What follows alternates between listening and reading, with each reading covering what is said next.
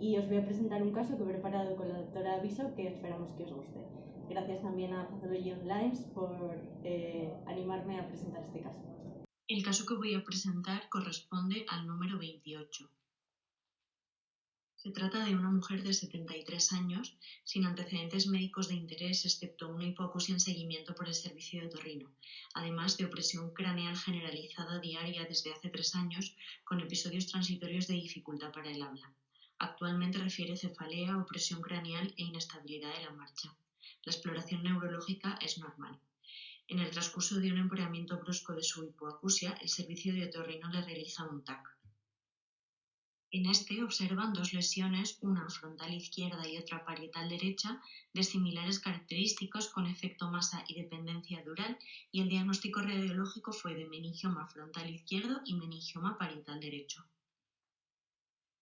Nos remiten durante la cirugía un solo fragmento de color amarillento de 9 por 6 milímetros, sin especificar a cuál de las 2 lesiones corresponde, ya que la sospecha radiológica era de 2 meningiomas. De forma panorámica vemos que se trata de un fragmento sólido, bastante homogéneo, y a mayor aumento vemos que se trata de una proliferación celular bastante monomorfa, sin mitosis evidentes, sobre un fondo no fibrilar.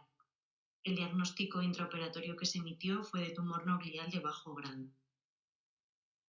Posteriormente, en diferido, nos enviaron el resto de las muestras.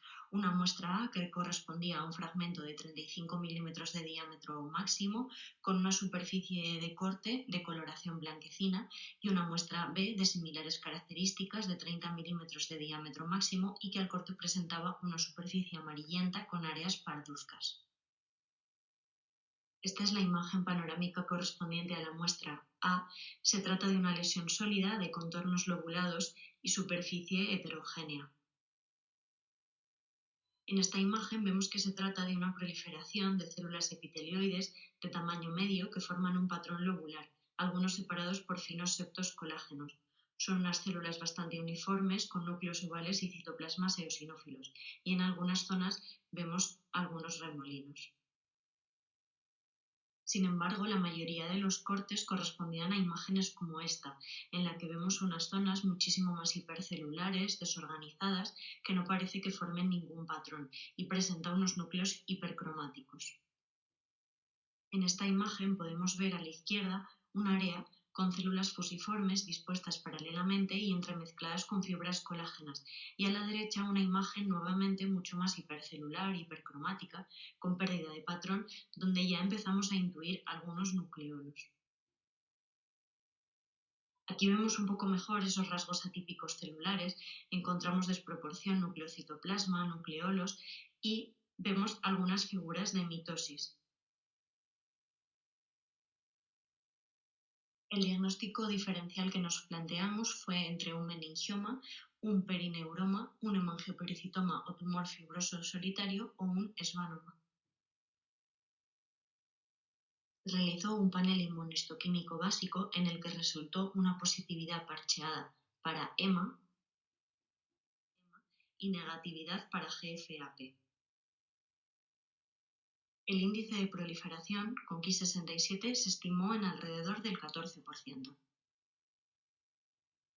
Por lo tanto, el diagnóstico de esta lesión fue de meningioma atípico grado 2 de la OMS. Para poder diagnosticar un meningioma atípico, debe cumplir una serie de criterios. El primero, un aumento de la actividad mitótica por encima de 4 mitosis en 10 campos de gran aumento, infiltración cerebral adyacente o que cumpla al menos 3 de las siguientes: aumento de la celularidad, células con relación núcleo-citoplasma aumentado, nucleolos prominentes, pérdida de la arquitectura y focos de necrosis tumoral. En el caso de nuestra paciente cumplía más de 4 mitosis en 10 campos de gran aumento, aumento de la celularidad, desproporción núcleo-citoplasma, nucleolos prominentes y pérdida de la arquitectura. El meningioma atípico se clasifica directamente como un grado 2 de la OMS. La segunda lesión que nos remitían se trataba nuevamente de una lesión sólida con áreas heterogéneas. Esta lesión está formada por 2 componentes fundamentales. Por un lado, una proliferación de células estromales con citoplasmas amplios y vaculados de aspecto espumoso y una rica red vascular de capilares con endotelios prominente. Estas células estromales pueden sufrir algunas variaciones, como vemos aquí, y disponerse formando nidos cohesivos y lobulados con citoplasmas menos vacuolados que los adyacentes. Aquí podemos identificar estas células estromales rodeadas de numerosos canales vasculares ramificados, y además se identifican anormalidades como agrandamiento nuclear y cierto pleomorfismo nuclear, pero no se observan figuras de mitosis. El diagnóstico diferencial que nos planteamos fundamentalmente es que se trate de un hemangioblastoma o una metástasis de un carcinoma renal de células claras. El resto de opciones son a nivel más académico: un astrocitoma fibrilar, un meningioma angiomatoso lipidizado, un hemangiopericitoma o un angioma. Se realiza un panel inmunohistoquímico con marcadores vasculares. El CD34 nos marca todos esos canales,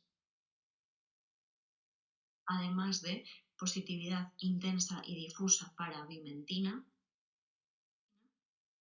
y S100. El índice de proliferación con Ki67 se estimó en un 7%. Resultaron negativos el GFAP, el CD10 y EMA. El diagnóstico final fue de hemangioblastoma grado 1 de la OMS. Por lo tanto, tenemos a una paciente con una lesión derecha, que se trata de un meningioma atípico, y una lesión izquierda, que se trata de un hemangioblastoma. El meningioma es el tumor primario cerebral más frecuente. La edad media de aparición es en torno a los 65 años. La incidencia varía en función de los sexos. Las mujeres tienen mayor riesgo que los hombres, y esta diferencia es muchísimo mayor en la etapa previa a la menopausia. Esto es debido a la relación hormonal de este tumor. Se ha visto que los meningiomas tienen receptores de progesterona, por lo que el riesgo es mayor cuando existe un aporte exógeno de hormonas o hay índices de masa corporal mayores. Los meningiomas atípicos, sin embargo, son más frecuentes en los hombres. El único factor de riesgo ambiental bien establecido son las radiaciones ionizantes, y más cuando éstas se han recibido en la infancia.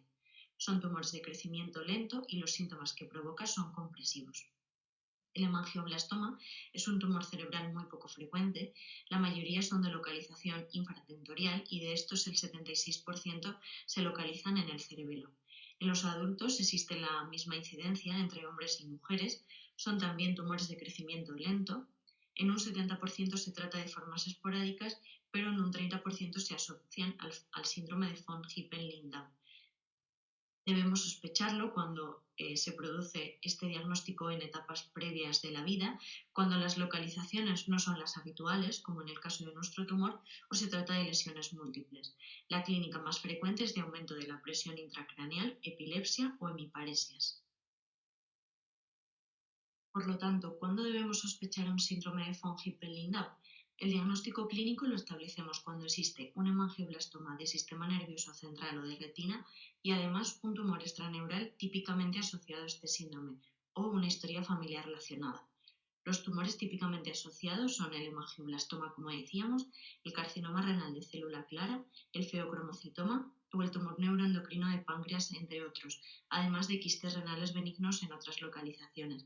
Nuestra paciente tenía un quiste renal diagnosticado de hacía unos años. El meningioma, aunque no lo encontramos en esta tabla, sí que hemos encontrado un par de artículos que lo relacionan. Por lo tanto, aunque la sospecha clínica es muy alta, como decíamos, la última palabra está en manos de los estudios genéticos. El síndrome de von Hippel-Lindau se trata de una enfermedad autosómica dominante debido a la mutación del gen supresor de tumores VHL, y afecta a 1 de cada 40.000 personas anualmente. Como decimos, está relacionado con el desarrollo del carcinoma renal de célula clara, el hemangioblastoma de sistema nervioso central o de retina, el feocromocitoma y otros tumores pancreáticos o de oído interno. La paciente desde la cirugía ha mejorado su sintomatología y únicamente presenta cefalea ocasional. Actualmente se encuentra a la espera de valoración por oncología radioterápica para el tratamiento sobre el lecho del meningioma atípico. Aquí tenéis alguna de la bibliografía que hemos utilizado por si os puede resultar de interés. Muchísimas gracias y espero que os haya gustado.